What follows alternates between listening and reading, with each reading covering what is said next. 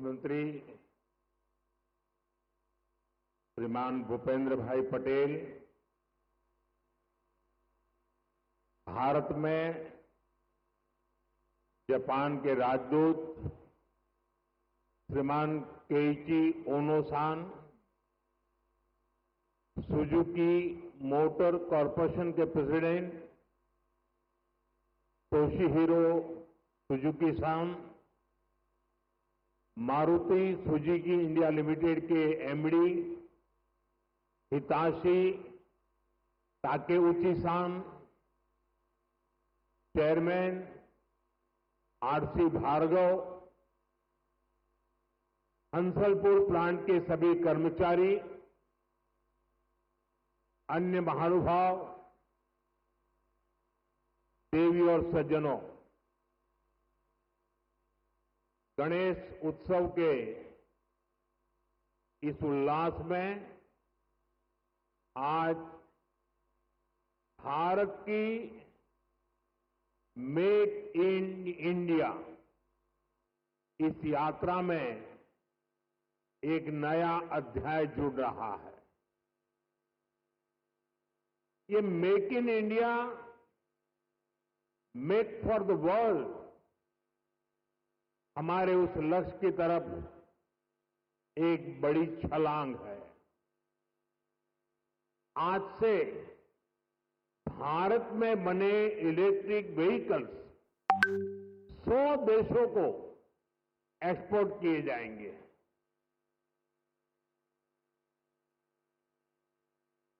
साथ ही आज hybrid battery electrode manufacturing भी स्टार्ट हो रही है।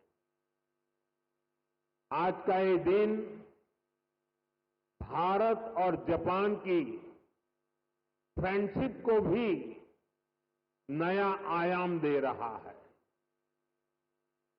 मैं सभी देशवासियों को, जापान को, सुजुकी कंपनी को बहुत बहुत बधाई देता हूं।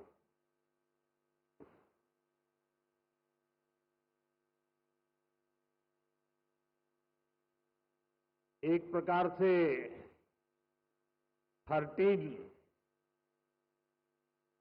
टीन एज का आरंभ होता है और टीन एज पंख फैलाने का कालखंड होता है, सपनों की उड़ान भरने का कालखंड होता है और टीन एज में ढेर सारे ख्वाब उभरते हैं। एक प्रकार से पैर जमीन पे नहीं होते हैं टीन एज में। मुझे खुशी है कि आज मारुति टीन एज में एंटर कर रहा है।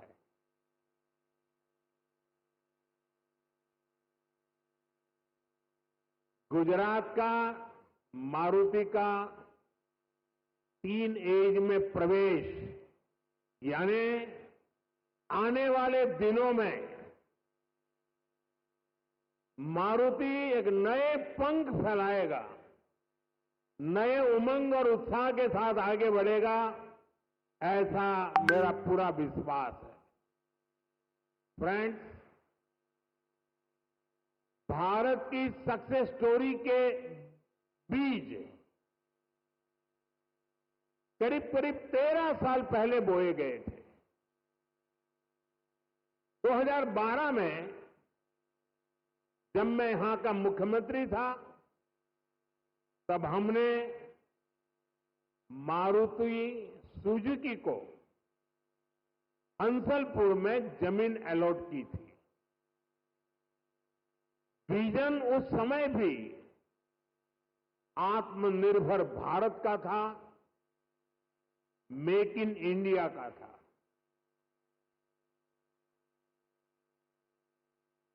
हमारे तब के प्रयास आज देश के संकल्पों को पूरा करने में इतनी बड़ी भूमिका निभा रहे हैं। साथियों, मैं इस अवसर पर स्वर्गीय ओसामू सुजुकी-सान को हृदय से याद करना चाहूंगा। हमारी सरकार को उन्हें पद्म विभूषण से सम्मानित करने का सौभाग्य मिला था। मुझे खुशी है उन्होंने मारुति सुजुकी इंडिया का जो विजन देखा था, वो आज हम इसके इतने बड़े विस्तार के गवाह बन रहे हैं। साथियों, भारत के पास डेमोक्रेसी की शक्ति है और भारत के पास डेमोग्राफी का एडवांटेज है। हमारे पास स्किल्ड वर्कफोर्स का बहुत बड़ा पूल है। इसलिए कि हमारे हर पार्टनर के लिए विन विन सिचुएशन बनाता है। आज आप देखिए,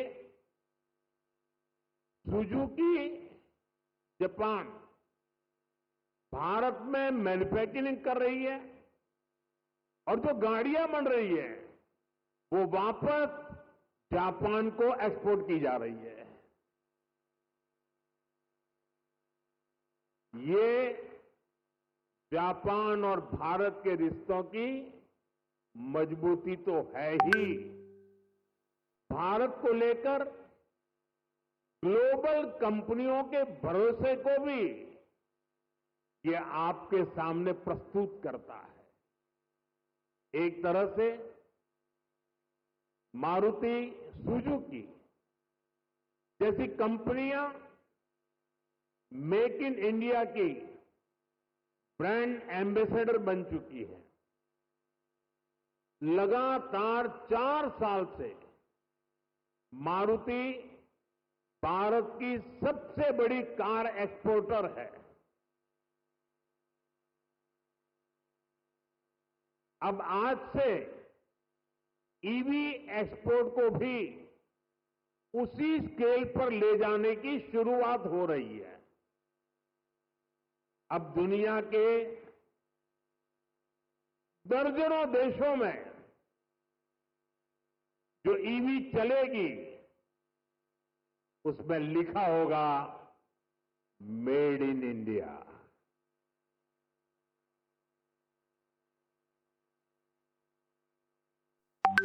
फ्रेंड्स, हम सब जानते हैं ईवी इकोसिस्टम का सबसे क्रिटिकल पार्ट बैटरी है।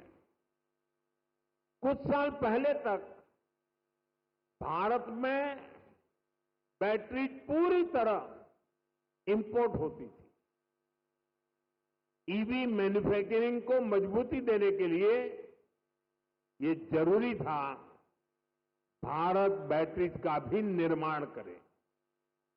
इसी विजन को लेकर 2017 में हमने यहां टीडीएसजी बैटरी प्लांट की नींव रखी थी।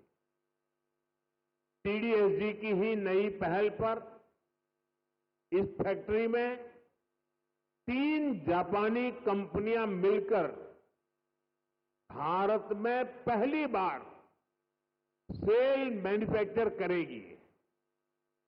भारत में बैटरी सेल के इलेक्ट्रोड भी लोकल लेवल पर तैयार होंगे। ये लोकलाइजेशन भारत की आत्मनिर्भरता को नई शक्ति देगा। इससे हाइब्रिड इलेक्ट्रिक व्हीकल्स के कारोबार में और तेज गति आएगी। मैं आपको इस ऐतिहासिक शुरुआत के लिए अपनी अनेक अनेक शुभकामनाएं देता हूं। साथियों, कुछ साल पहले उस समय तक ईवी को केवल एक नए ऑल्टरनेट के तौर पर देखा जाता था। लेकिन मेरा मानना रहा है ईवी कई समस्याओं का ठोस समाधान है। इसलिए पिछले साल मैंने अपनी सिंगापुर विजिट के दौरान कहा था, हम अपनी पुरानी गाड़ियों को, पुरानी एम्बुलेंसेस को हाइब्रिड ईवी में बदल सकते हैं। मारुति सुजुकी ने इस चुनौती को स्वीकार किया और केवल 6 महीने में एक वर्किंग प्रोटोटाइप तैयार कर दिया। अभी मैंने वो हाइब्रिड एम्बुलेंस का प्रोटोटाइप देखा भी है। ये hybrid ambulance PM E drive scheme में पूरी तरह फिट बैठती है। लगभग 11,000 करोड़ रुपए की इस योजना में ई एम्बुलेंस के लिए भी बजट निर्धारित किया गया है। हाइब्रिड ईवी से पॉल्यूशन भी घटेगा और पुराने व्हीकल्स को ट्रांसफॉर्म करने का विकल्प भी मिलेगा। साथियों, क्लीन एनर्जी और क्लीन मोबिलिटी ये हमारा फ्यूचर है। ऐसे ही प्रयासों से भारत तेजी के साथ क्लीन एनर्जी और क्लीन मोबिलिटी का एक रिलायबल सेंटर बनेगा। साथियों, आज जब दुनिया सप्लाई चेन डिसरप्शन से जूझ रही है, ऐसे समय में लगता है कि भारत ने पिछले दशक में जो नीतियां बनाई वो देश के कितने काम आ रही है। 2014 में जब मुझे देश ने सेवा का अवसर दिया, उसके बाद से ही हमने इसकी तैयारी शुरू कर दी। हमने मेक इन इंडिया अभियान शुरू किया। ग्लोबल और डोमेस्टिक मैन्युफैक्चरर्स दोनों के लिए देश में अनुकूल वातावरण बनाया। भारत में मैन्युफैक्चरिंग एफिशिएंट और ग्लोबली कॉम्पिटिटिव हो, इसके लिए हम इंडस्ट्रियल कॉरिडोर्स बना रहे हैं।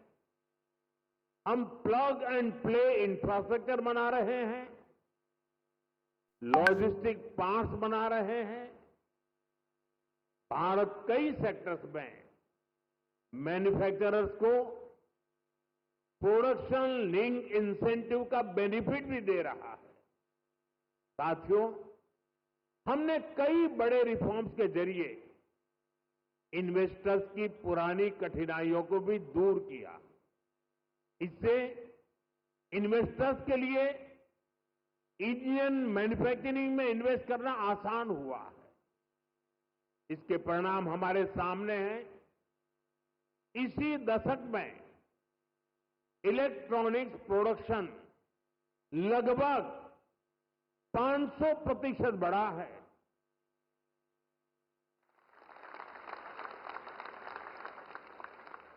मोबाइल फोन प्रोडक्शन 2014 की तुलना में 2700% तक बढ़ गया है। डिफेंस प्रोडक्शन में भी पिछले दशक में 200% से भी ज्यादा की वृद्धि हुई है। ये सक्सेस आज भारत के सभी राज्यों को, हर एक राज्य को भी मोटिवेट कर रही है। उनके बीच रिफॉर्म्स को लेकर, इन्वेस्टमेंट को लेकर एक हेल्दी कंपटीशन शुरू हुआ है, जिसका लाभ पूरे देश को मिल रहा है। और मैं हर मीटिंग में, व्यक्तिगत बातचीत में और सार्वजनिक रूप से सभी राज्यों को कहता रहा हूं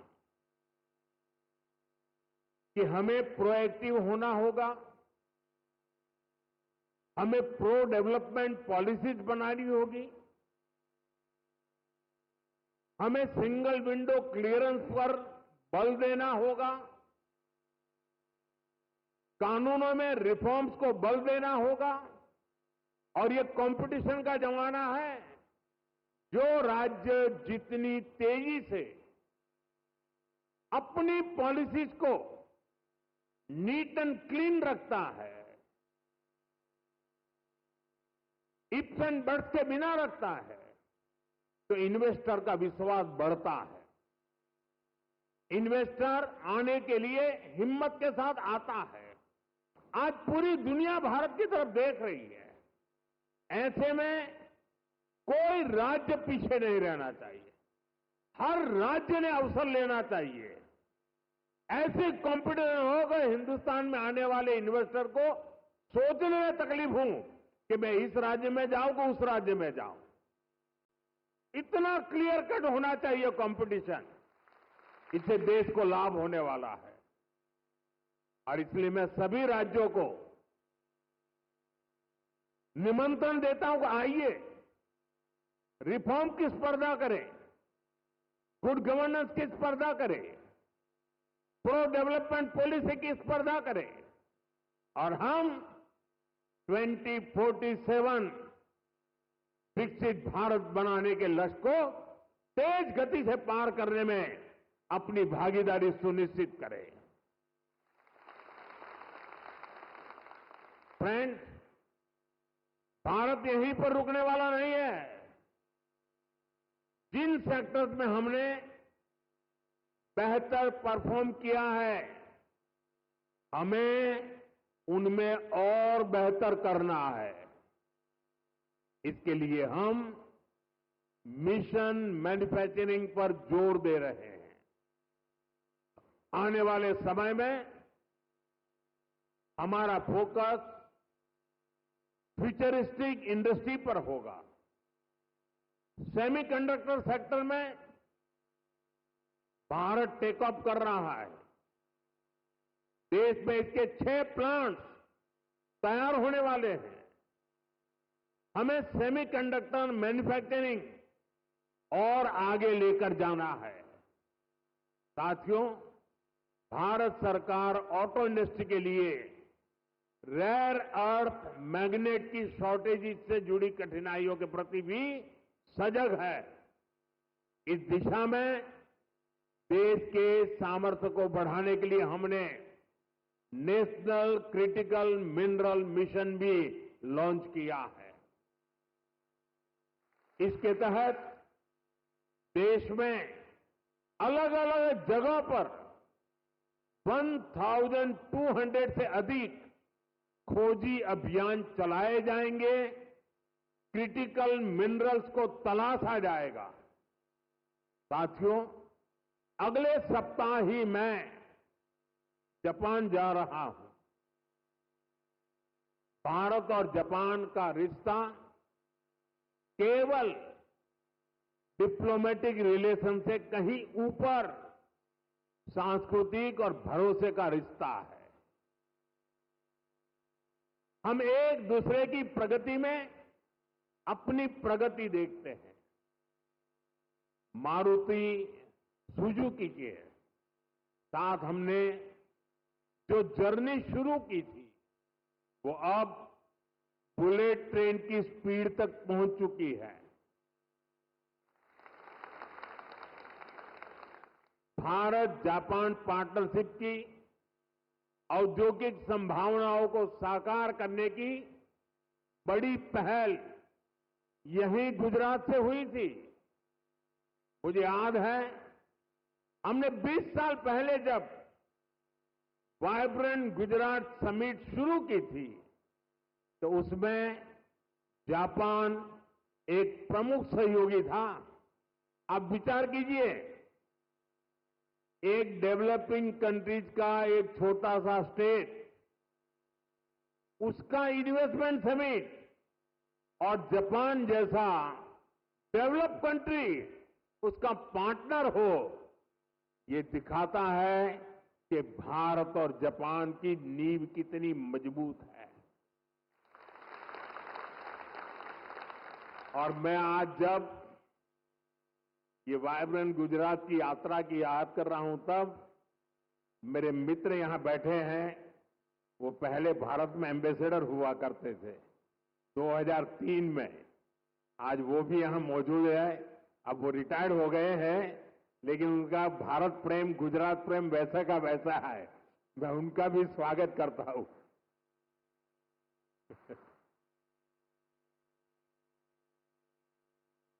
गुजरात के लोगों ने भी जापान के लोगों का उतना ही आत्मीयता से ख्याल रखा। हमने इंडस्ट्री से जुड़े रूल्स एंड रेगुलेशंस जापानी भाषा में प्रिंट करवा कर दिए। जब मैं गुजरात में था, हर छोटी चीज पर मैं ध्यान रखता था। इवन मेरा जो विजिटिंग कार्ड होता था ना, वो भी मैं जापानी में बनाता था।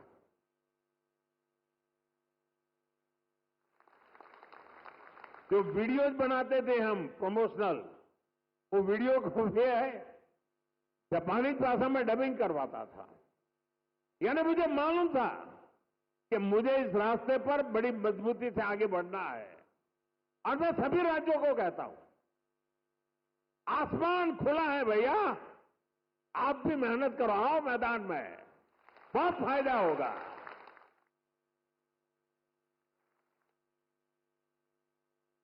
मुझे याद है शुरू में जब जापान के हमारे साथी आते थे, तो मैं नया नया उनकी निकटता मेरी बढ़ती चली जा रही थी, तो उनकी हर चीज को मैं समझ पाता था। मैंने देखा है कि जापानी लोगों का एक नेचर है कि उनको अपना जो कल्चरल इकोसिस्टम है, वो उनकी पहली प्राथमिकता होता है। उसमें जापानी फूड चाहिए। कि जैसे गुजरात के लोग हैं ना, उनका भी ऐसा ही है। वे गुजरात में कहीं शनि, सैटरडे, संडे को कहीं न कहीं रेस्टोरेंट में खाने की आदी है, तो वहां जाएंगे तो मैक्सिकन फूड मांगेंगे, इटालियन फूड मांगेंगे। लेकिन गुजरात के बाहर कहीं जाएंगे तो गुजराती फूड खोजते रहते हैं। मैंने देखा जापान के लोगों का भी ये स्वभाव है, और इसलिए मैंने यहां जापानी क्विजीन की व्यवस्था कराई। मैंने उसकी एक होटल चेन को बुलाया। मुझे पता है, बाद में मुझे बताया गया कि भाई जापान के लोग हैं, गोल्फ के बिना तो नहीं चल सकता। मैंने उसको भी प्राथमिकता दी, और अपने जापानी साथियों को ध्यान में रखते हुए हमने, जो गुजरात में गोल्फ का नामो निशान नहीं था, 7-8 नए गोल्फ कोर्स डेवलप किए। देखिए, विकास करना है, इन्वेस्टमेंट लाना है, दुनिया को आकर्षित करना है, तो हर बारीकी पर देखना पड़ता है। और हमारे देश में कई राज्य हैं जो करते हैं। जो राज्य पीछे हैं, मेरा उनसे आग्रह है कि आप भी हर बारीकी को अवसर समझिए और विकास की नई दिशा पकड़िए। इतना ही नहीं साथियों, हमारे स्कूल में, हमारे कॉलेजेस में, हमारे यूनिवर्सिटी में बहुत बड़ी मात्रा में जापानी भाषा सिखाने को प्राथमिकता दी जा रही है। बहुत सारे जापानी भाषा सिखाने वाले टीचर्स आज गुजरात में भी है। कई स्कूलों में जापानी भाषा सिखाई जा रही है। साथियों, हमारे इन प्रयासों से भारत जापान के बीच पीपल टू पीपल कनेक्ट बहुत बढ़ रहा है। स्किल और ह्यूमन रिसोर्स से जुड़ी एक दूसरे की जरूरतों को भी हम पूरा कर पा रहे हैं। मैं चाहूंगा मारुति सुजुकी जैसी कंपनियां भी इस तरह के प्रयासों का हिस्सा बने और यूथ एक्सचेंज जैसे प्रयासों को बढ़ाएं। साथियों, हमें इसी तरह आने वाले समय में सभी अहम क्षेत्रों में आगे बढ़ना है। मुझे भरोसा है हमारे आज के प्रयास 2047 के विकसित भारत की इमारत को नई बुलंदी तक लेकर जाएंगे। और मुझे भरोसा है कि जापान इस लक्ष्य की प्राप्ति में हमारा भरोसामंद पार्टनर बनकर साथ चलता रहेगा। हमारी दोस्ती अटूट रहेगी। और मैं तो कभी कभी कहता था कि जहां तक जापान और भारत का रिश्ता है, ये मेड फॉर ईच अदर वाला रिश्ता है। मैं आज विशेष रूप से मारुति को बहुत बहुत शुभकामनाएं देता हूं। और अभी तो ये टीन एज की शुरुआत है। आपको पंख फैलाने हैं, नए सपने बुनने हैं। आपके संकल्पों के लिए, उसकी पूर्ति के लिए हम पूरी शक्ति से आपके साथ हैं। इसी विश्वास के साथ आत्मनिर्भर भारत के अभियान को हम सब आगे बढ़ाएं, वोकल फॉर लोकल बने, स्वदेशी ये हमारा जीवन मंत्र बनना चाहिए। दोस्तों, गर्व से स्वदेशी की तरफ चल पड़ो। और यहां जापान के द्वारा जो चीजें बन रही है ना, ये भी स्वदेशी है। मेरी स्वदेशी की व्याख्या बहुत सिंपल है। पैसा किसका लगता है उसे मुझे कोई लेना देना नहीं है। वो डॉलर है, पाउंड है, वो करेंसी काली है, गोरी है, मुझे कोई लेना देना नहीं है। लेकिन जो प्रोडक्शन है उसमें पसीना मेरे देशवासियों का होगा। पैसा किसी का, पसीना हमारा। जो प्रोडक्शन होगा उसमें महक मेरी देश की मिट्टी की होगी, मेरी भारत मां की होगी। इस भाव के साथ आप मेरे साथ चलिए दोस्तों।